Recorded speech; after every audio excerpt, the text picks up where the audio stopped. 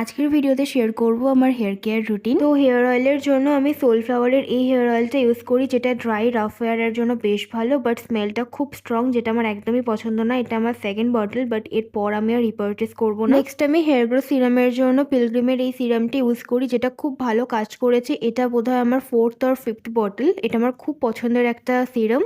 Next আমি শ্যাম্পুর জন্য ইউজ করছি প্লামের এই হিবিস্কাস অ্যান্ড সেরামেড শ্যাম্পুটা। এই শ্যাম্পুটা ড্রাই রাফ হেয়ারের জন্য খুব ভালো। যাদের ড্রাই স্ক্যাল্প তারা এটা ডেফিনেটলি ট্রাই করতে পারো, বাট যাদের অয়েলি স্ক্যাল্প তারা এটা অ্যাভয়েড করো। যেমন আমার অয়েলি স্ক্যাল্প, আমার জন্য এই শ্যাম্পুটা নয়। এটা ইউজ করার 1-2 দিন পরে আমার চুলটা ক্রিসি ফিল হয়, তো এই শ্যাম্পুটা ড্রাই স্ক্যাল্পের জন্য খুব ভালো। নেক্সট আমি কন্ডিশনারের জন্য ইউজ করছি হার্বাল মি কন্ডিশনার, যেটা একটা ন্যাচারাল ইনগ্রিডিয়েন্ট দিয়ে তৈরি কন্ডিশনার। এটা আমি ফ্লিপকার্টে রিভিউ দেওয়ার জন্য পেয়েছিলাম।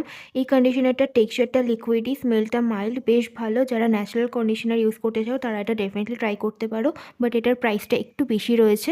আর লাস্টলি আমি হেয়ার সিরামের জন্য লিভান সিরাম ইউজ করি। এটা আমি অনেক বছর থেকে ইউজ করি আর এটাই আমার ভালো লাগে। So that's it for today's video.